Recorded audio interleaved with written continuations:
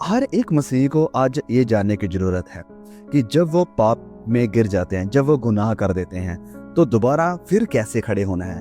क्योंकि हमारी ज़िंदगी में ये टाइम कभी ना कभी ज़रूर आएगा कि जब हम पाप करेंगे, अपनी ज़िंदगी को पूरी तरह से ऐसे लगेगा जैसे हम प्रभु के खिलाफ चले गए हैं। तो आपने बहुत सारे प्रचारकों से ये सुना होगा, बहुत सारे चर्च से ये सुना होगा कि पाप से बचना कैसे है, पाप से दूर कैसे रहना है, अपने आप को पवित्र कैसे बनाए रखना है।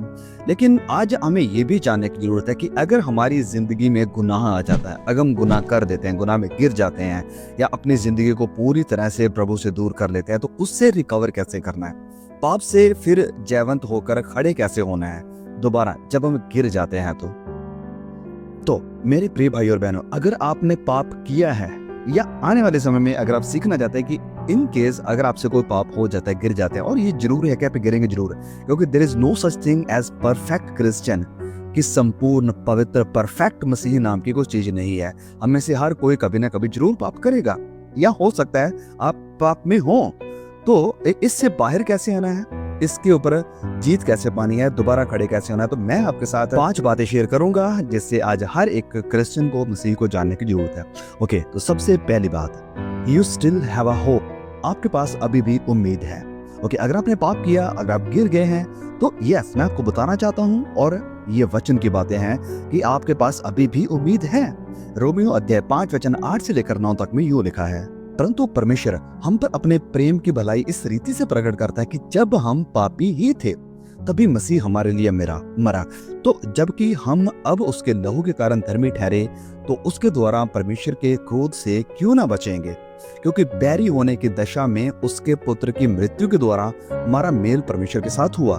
फिर मेल हो जाने पर उसके जीवन के कारण हम उद्धार क्यों ना पाएंगे। तो यहाँ इस वचन में संत पौलुस कह रहे हैं कि हाँ, भले ही लोग पापी थे, गुनहगार थे, लेकिन फिर भी परमेश्वर ने उनसे प्यार किया और मसीह यीशु उनके लिए मरे। और फिर इसी पैसेज में संत पौलुस ये भी बात कर रहे हैं कि मसीह यीशु के लहू के द्वारा जो विश्वासी हैं, जो लोग हैं, वो धर्मी ठहराए गए हैं। तो कई बार ऐसा हो सकता है या होता है कि जब हम पाप कर देते हैं, गुनाह में गिर जाते हैं, जब हम पूरी तरह से बिगड़ी हुई जिंदगी गुजारना शुरू कर देते हैं, तो कई बार ऐसा होता है कि या तो हम फिर लगातार ये पाप भरी जिंदगी में ही जिंदगी गुजारते रहेंगे, या फिर हम प्रभु के पास वापस जाना नहीं चाहेंगे बिकॉज ऑफ द गिल्ट, क्योंकि हमें अंदर से शर्मिंदगी महसूस होती है और लगता है कि अब हम कैसे खुदा के पास वापस जाएं, कैसे दोबारा बार बार माफी मांगे। लेकिन क्या ऐसा होना चाहिए? तो सुने मेरे भाइयों बहनों, भले ही हमारी गलतियां, हमारे पाप, हमारे गुनाह हमें प्रभु से दूर करते हैं, यस, इनका नतीजा है कि वो हमें प्रभु के प्यार से दूर कर देते हैं, उसकी उपस्थिति से दूर करते हैं, लेकिन फिर भी इसकी बजाय परमेश्वर अब भी आपसे प्यार करते हैं, और अब भी प्रभु यीशु का लहू आपको माफ करने के लिए और आपको पाक यानी शुद्ध पवित्र करने के लिए अवेलेबल है। आप अभी भी पवित्र लहू की छाया में उसी यीशु के पास आ सकते हैं। इंग्लिश में ये एक कोटेशन है, that God loves me the same on my best day and on my worst day, कि परमेश्वर का प्यार वैसा ही बना रहता है जैसा मेरे अच्छे दिनों में था और जैसा मेरी बुराई में है। परमेश्वर का प्यार कभी बदलता नहीं है, क्योंकि अगर मेरा, आपका या हमारा उद्धार हुआ है, तो वो इस कारण नहीं हुआ है कि हाँ, हम शुद्ध थे, पवित्र थे, होली थे, हमारी जिंदगी में कोई पाप नहीं था, इस कारण हमारा उद्धार नहीं हुआ है। हमारा उद्धार हुआ है मसीह यीशु के क्रूस के ऊपर जाने के द्वारा, उसके लहू बहाने के द्वारा और उसके मुर्दों में से जिंदा हो जाने के द्वारा। रोमियो अध्याय 3 वचन 23 में लिखा है कि हम सब पापी हैं, सबने पाप किया है, सारे हम गुनहगार हैं। तो इस कारण मेरे प्रिय भाई और बहनों, अब इसी वक्त परमेश्वर चाहते हैं कि आप वापस उनके पास आ जाएं, अब दौड़कर उसके पास आएं, क्योंकि वो आपसे अभी भी प्यार करता है और अभी भी वो आपके इंतजार में है कि कब आप उसके पास आएंगे, क्योंकि वो क्षमा करने वाला, दया करने वाला, अनुग्रह करने वाला परमेश्वर है। और ये सारी परमेश्वर की भलाइयां हैं, और परमेश्वर की इन भलाइयों को जानने के बाद हमें क्या करना चाहिए? वचन में कहता है रोमियो 2:4 कि क्या तू उसकी भलाई और सहनशीलता और धीरज रूपी धन को तुच्छ जानता है? ये जो भलाइयां, सहनशीलता, धीरज वो आपके साथ दिखा रहा है, क्या तूने तुच्छ जानता है? और क्या ये नहीं समझता कि परमेश्वर की भलाई, तुझे मन फिराव को सिखाती है कि जब तू ये जान गया, जब तुम ये जान गए कि परमेश्वर कितना भला है, वो कितना प्यार करने वाला, वो अभी भी इंतजार करता है आपका, और फिर भी आपको प्यार करता है, वो फिर भी अगर आप गिर गए आपको उठाने के लिए तैयार है। तो ये सारी परमेश्वर की भलाइयां मन फिराव को सिखाती है। इस वचन को पढ़ने के बाद और परमेश्वर के प्यार के बारे में जानने के बाद, क्या अभी भी आप पाप में बने रहना चाहते हैं और उसकी तरफ मुड़ना नहीं चाहते हैं? तो आपको इन वचनों को देखने की जरूरत है, क्योंकि वो चाहता है कि आप वापस उसके पास आए, पाप में बने ना रहें। आज फैसला करें कि मैं अपने पिता, अपने मसीहा, अपने उद्धारकर्ता के पास वापस लौट जाऊंगा या लौट जाऊंगी। दूसरी बात, और इस बात को हमेशा याद रखें, द बैटल कंटिन्यूस, कि ये जो युद्ध, ये जो संघर्ष, ये जो लड़ाई है, ये चलती रहेगी।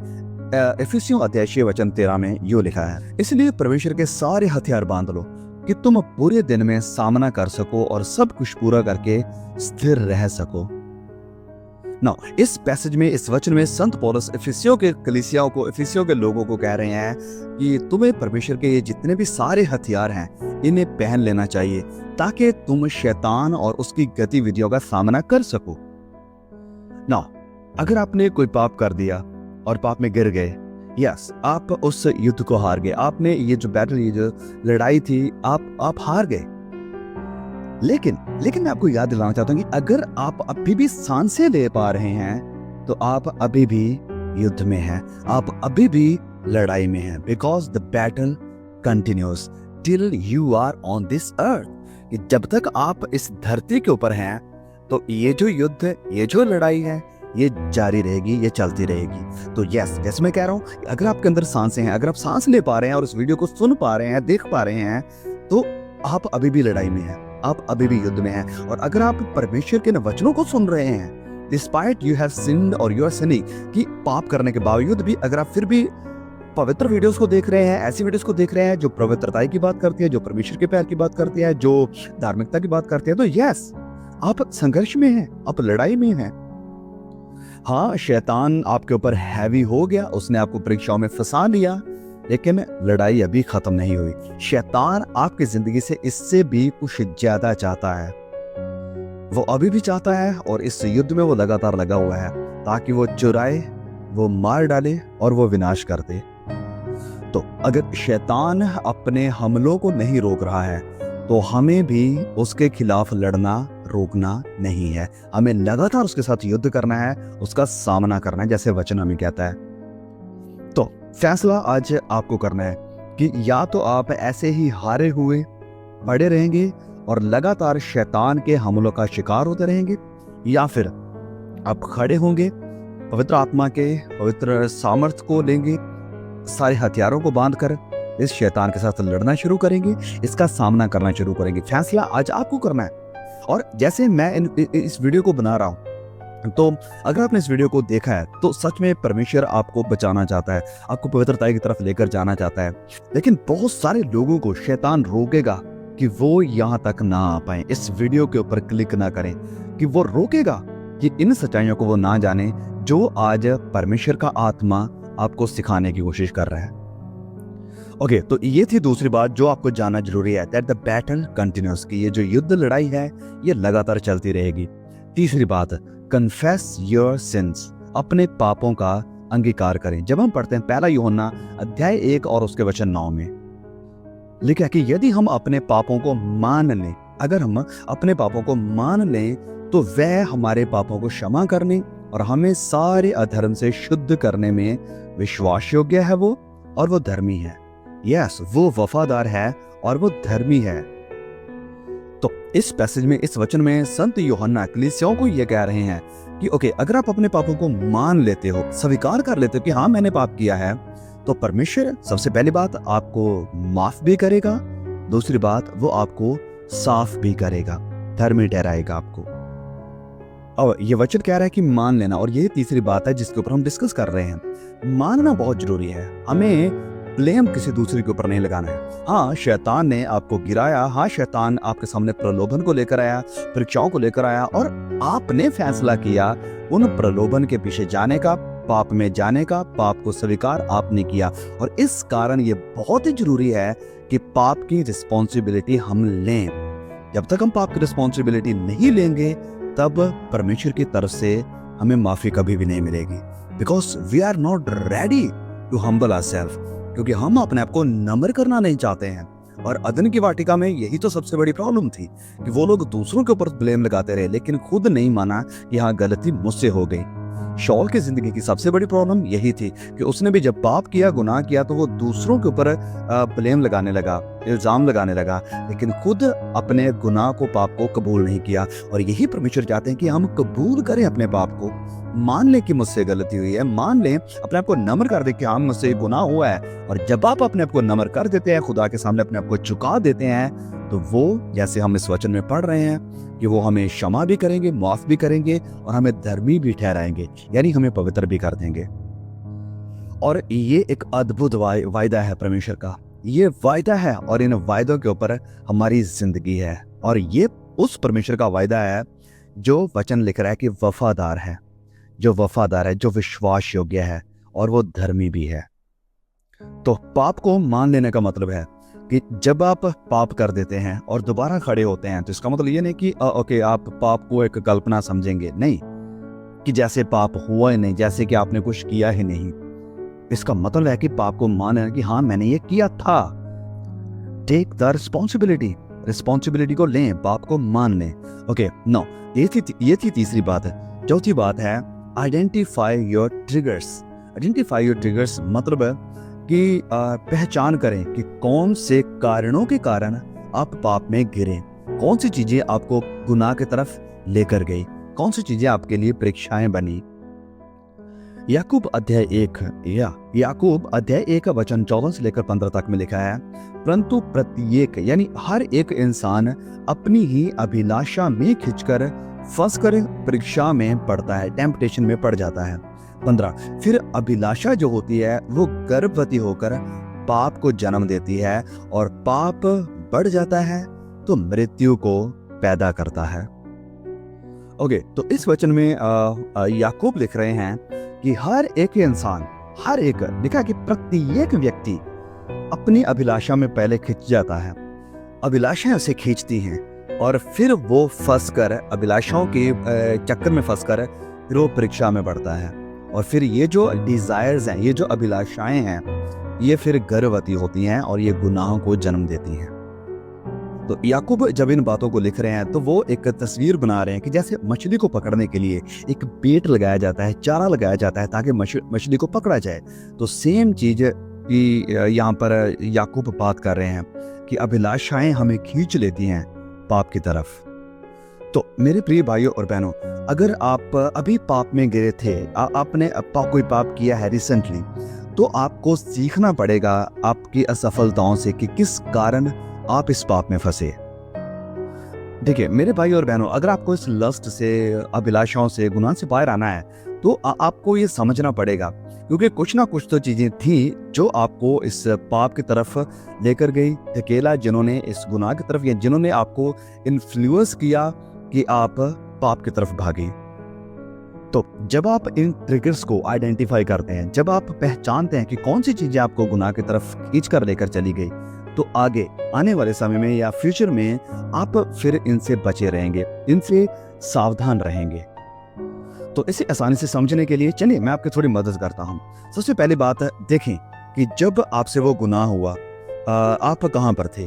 क्या आप अकेले थे या और लोगों के साथ थे? और वक्त क्या था? क्या वो रात का समय था या वो दिन का समय था जब ये पाप किया आपने? और तीसरी बात है कि आप किस चीज की तरफ देख रहे थे, आपकी नजरें, आपकी निगाहें कहां पर लगी हुई थी। चौथी बात है आपके ख्यालात में, आपके मन में, विचारों में उस वक्त क्या चल रहा था, कौन सी बातें आपके मन को, आपके विचारों को, आपके ख्यालों को घेरे हुए थी।